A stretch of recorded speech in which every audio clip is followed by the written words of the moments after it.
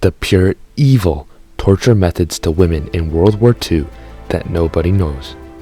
Have you ever heard of the torture methods that were used on women during World War II that nobody talks about? Himmler ordered brothels in concentration camps to boost productivity, forcing women to provide sex to prisoners. The policy aimed to satisfy German soldiers' sexual needs, and women had to work as prostitutes to survive. Stay tuned to learn about the pure evil torture methods used on women during World War II that nobody knows.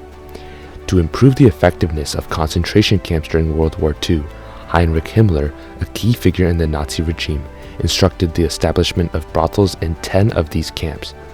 It was claimed that individuals applied for jobs in these brothels voluntarily. This approach was a deliberate tactic by the Nazis to degrade and shame prisoners. For a considerable time, the matter of deceptive prostitution in concentration camps remained a taboo subject. In her recollections, Auschwitz detainee Margaret revealed that out of tens of thousands of people imprisoned in the SS concentration camp network, she was one of only 16 women tasked with serving men. As a first prostitute, Margaret and her fellow women were compelled to provide sexual services to other prisoners within the camp. The concept of setting up brothels within concentration camps was conceived by SS leader Heinrich Himmler a year prior.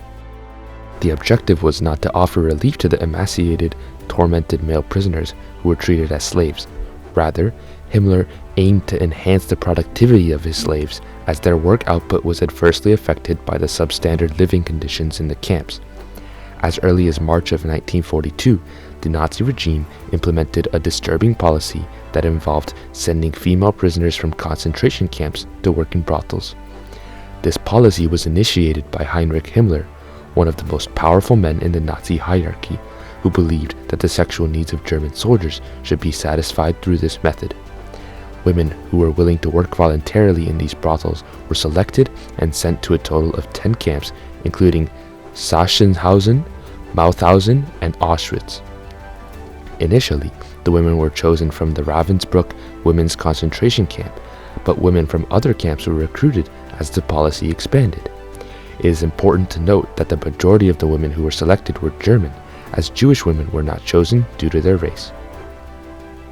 The brothels were managed by SS personnel who were experts in the field, specifically women who had previously worked as prostitutes or were suspected of doing so before their arrest.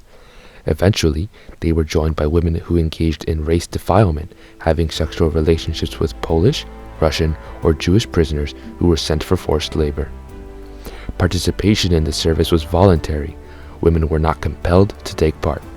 Those who volunteered were promised adequate food, regular medical checkups, and protection from physical abuse and hard labor. The SS offered these women a false promise of release from their confinement in a concentration camp within 6 months, but it was impossible to have true autonomy in such inhumane conditions. The SS created an unbearable environment from which the women were fortunately shielded. Despite this, engaging in this line of work was their only chance for survival. Historian Robert Sommer revealed that nearly all women who worked as false prostitutes managed to endure and live. Nevertheless, some of these individuals still perished in concentration camps under Nazi rule. Upon their consent, the women were isolated and subjected to a comprehensive medical evaluation, particularly for sexually transmitted infections. During this period, they were nourished and tended to, as their bodies had suffered the effects of harsh conditions in the concentration camps. Despite this, the SS prioritized women's physical fitness and health over appearance. Afterward, they visited a distinct facility within the camp that the SS referred to as a brothel. It was managed by Himmler's exclusive units for an indefinite period. The layout of these buildings included a central corridor providing access to rooms where women were available. These rooms were sparsely furnished, and it is important to note that all prisoners who wished to visit the brothel were required to undergo a medical examination beforehand. Following the examination, they were allowed to enter a room with a prostitute who was not there voluntarily. To ensure compliance with the strict regulations, there was always an excess of people watching through a small viewing hole in the door to ensure that everything was being done within the established guidelines. The first step for any prisoner who wanted to visit the brothel was to undergo a thorough medical examination to prevent the spread of sexually transmitted diseases. The Nazi regime considered the right to visit a brothel as a privilege, but only about 1% of the prisoners had the opportunity to do so.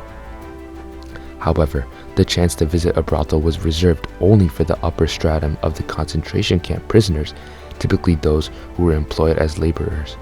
For them, the visit was meant to be a reward for good behavior and hard work. Nevertheless, the cost of 2 stamps required to gain access to the brothel was often beyond the reach of most prisoners. The brothels within concentration camps were a deplorable and shameful tactic that the SS used to further degrade and humiliate the prisoners.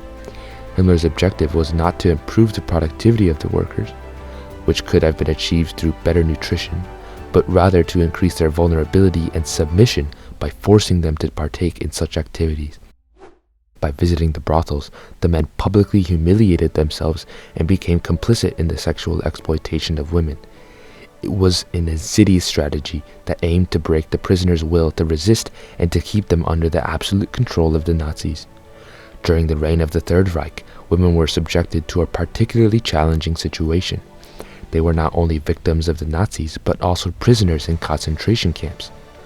One horrifying aspect of their suffering that has only recently come to light is that they were subjected to false prostitution. Although this fact was discovered shortly after the fall of the Third Reich, it was quickly covered up and not spoken about until the 1990s, when women such as Margaret began to talk about their lives in concentration camps. This was a difficult topic to broach because women were afraid that their stories would be perceived as willingly going into prostitution rather than being coerced by their captors. Despite being served by these women, men did not speak out on their behalf, leaving the women to suffer in silence. However, it is essential to acknowledge their plight and suffering, as it reveals the extent to which the Nazis were willing to degrade and dehumanize their prisoners. Although there were only a few hundred women who became victims of false prostitution, their fate is significant because it highlights the depths to which the Nazis were willing to sink in their mistreatment of prisoners.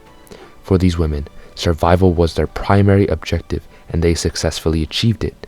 Yet, their fate had never been recognized, and they have never received compensation. One application for compensation was made in 1966, but it was rejected on the grounds that the statute of limitations had expired, leaving these women without any form of acknowledgement or restitution. As we conclude this video, we are left with a sense of horror and outrage at the inhumane treatment of women in concentration camps during World War II. It is important to remember and acknowledge the atrocities committed during this dark period of history to ensure that they are never repeated. Now, we want to hear from you. What do you think can be done to prevent such acts of cruelty and dehumanization in the future? Let us know in the comments section below.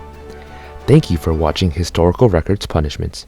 Don't forget to subscribe for more fascinating stories and facts about cruel and unusual punishments throughout history. Stay tuned for our next video, and until then,